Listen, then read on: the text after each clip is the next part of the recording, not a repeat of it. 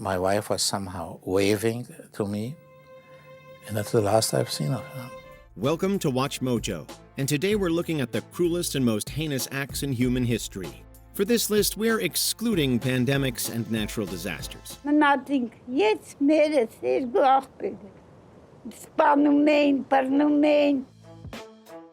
Tulsa Race Massacre.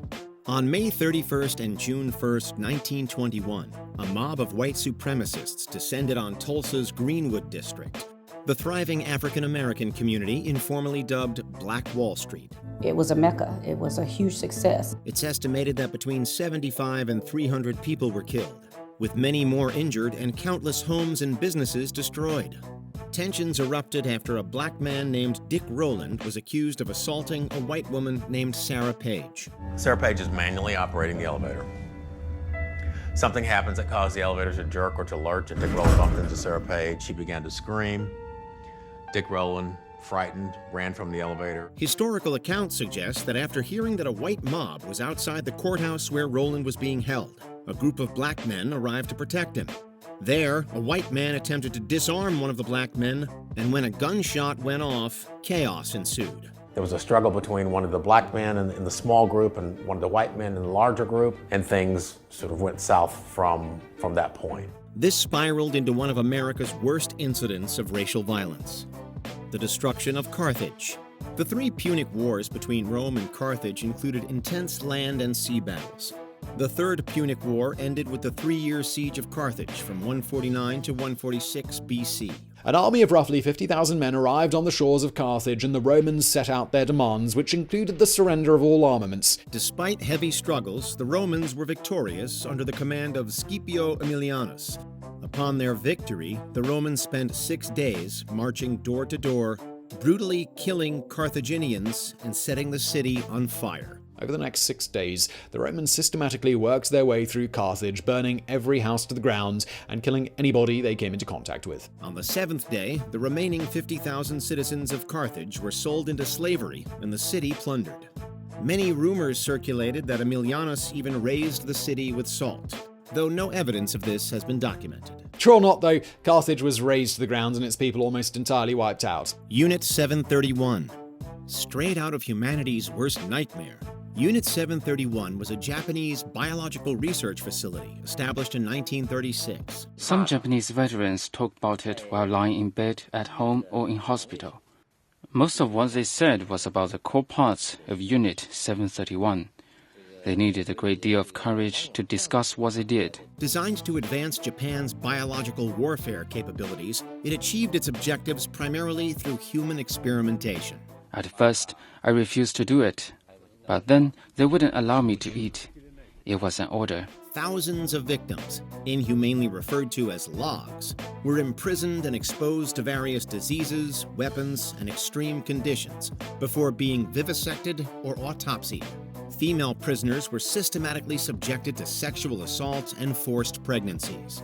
Nearby civilian communities were targeted with disease-ridden fleas. There are no documented survivors of Unit 731. Many prisoners were killed at the end of World War II in an attempt to disguise the unit's extensive crimes. Several unit members, including director Shiro Ishii, were granted immunity or clemency in exchange for its research and data. I want to tell young people about my experience. I cannot hide the facts. Great Chinese Famine. It's widely considered history's greatest famine, a merciless wave of starvation that swept through China and led to the deaths of an estimated 15 to 55 million people. Some provinces lost 20% of their population. All my mother could do was gather weeds with my aunt. There wasn't enough grain, so we ate weeds. While natural disasters like the 1958 Yellow River flood contributed, it's widely accepted that the famine was mainly due to man-made policies and decisions. For example, the output was 5 tons of grain, but 10 tons were reported. Then the state would collect grain based on 10 tons. In 1958, Chinese Communist Party Chairman Mao Zedong launched the Great Leap Forward campaign, aiming to reinvent Chinese society. Its agricultural policies and 4 Pests campaign drastically reduced China's agricultural yield. a problem that was exacerbated when many farmers were forced to become iron and steel manufacturers. People collected walks, pots, bed frames, and tools, anything made of iron or steel. The famine and its aftermath were also ripe with scandal, corruption, and cover-up. In wartime, we protected them and saved their lives. Now we provide them with food and clothing. They have full stomachs, and still they come to cheat us. Don't they have a conscience? The Crusades. The battle for religious dominance has been ongoing for as long as humanity has had religion. Nowhere is this more evident than during the Crusades. It was primarily designed to meet the needs of the papacy, and it contained a brilliantly conceived hook. The coming expedition would target the greatest pilgrim destination in the Christian world, the holy city of Jerusalem, which lay in the hands of Islam. From 1095 to 1291, thousands of European Christians set forth to reconquer the Holy Land, all under the patronage, support, and leadership of the Catholic Church.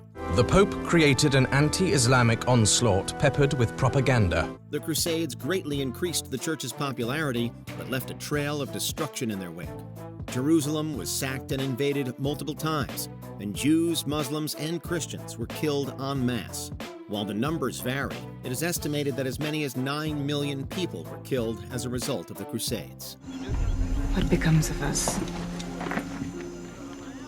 The world will decide. The world always decides. The Armenian Genocide. By the mid-1910s, the Ottoman Empire had become highly concerned about potential Armenian independence and Russian annexation of Anatolia. Their solution? Get rid of the Armenians.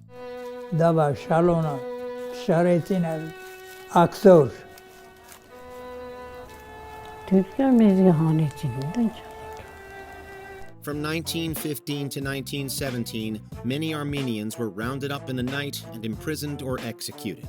The empire's Committee of Union and Progress also began a mass deportation campaign, banishing the Armenian population to the Syrian desert. These so-called death marches are estimated to have killed around 1 million Armenians. Hundreds of thousands, especially women and children, were allowed to remain, but experienced forced Islamization, enslavement, exploitation, and abuse.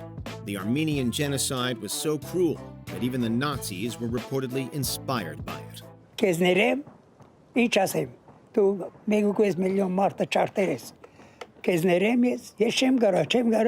The Holodomor. Reports of mass hunger and malnutrition in the Ukrainian SSR first emerged in January 1933 in the city of Uman.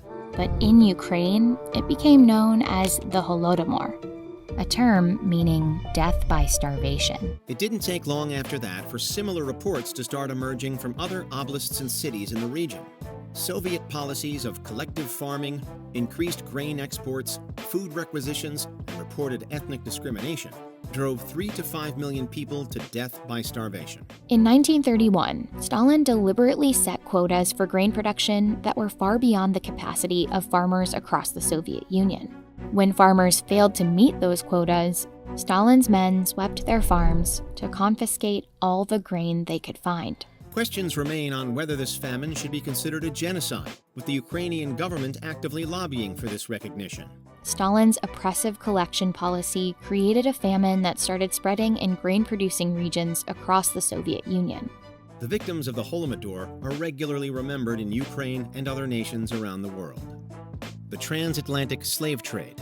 For over 300 years, approximately 12.5 million Africans were shipped across the Atlantic from their homelands to various colonies in the Americas. By the turn of the 18th century, European merchants were building vessels capable of transporting hundreds of enslaved people per journey. They were headed for a life of slavery, working on plantations, mines, and fields for the enrichment of European colonists. Their journey, which lasted months, was anything but smooth sailing.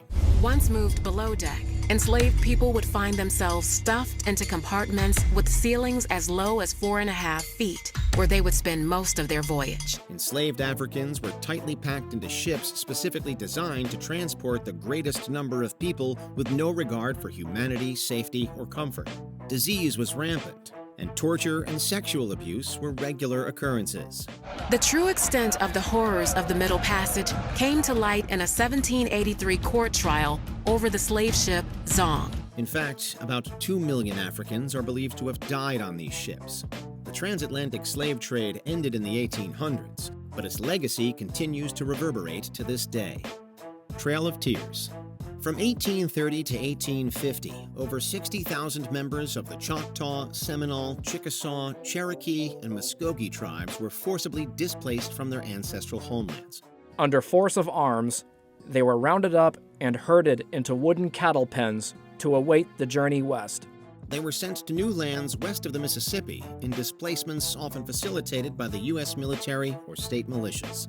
Disease and starvation were common, as Native Americans often traveled in harsh weather conditions on paths with very little supplies. Those who traveled in the summer months faced intense heat and diseases. Those who traveled during the winter months, they suffered through sickness, starvation, freezing cold temperatures, and frostbite. Tens of thousands were killed in what has since been described as a trail of tears and death. For those who survived, leaving their land often meant losing connection to part of their history and traditions. So when did you learn about the Trail of Tears? How old were you? High school, probably. Mm-hmm.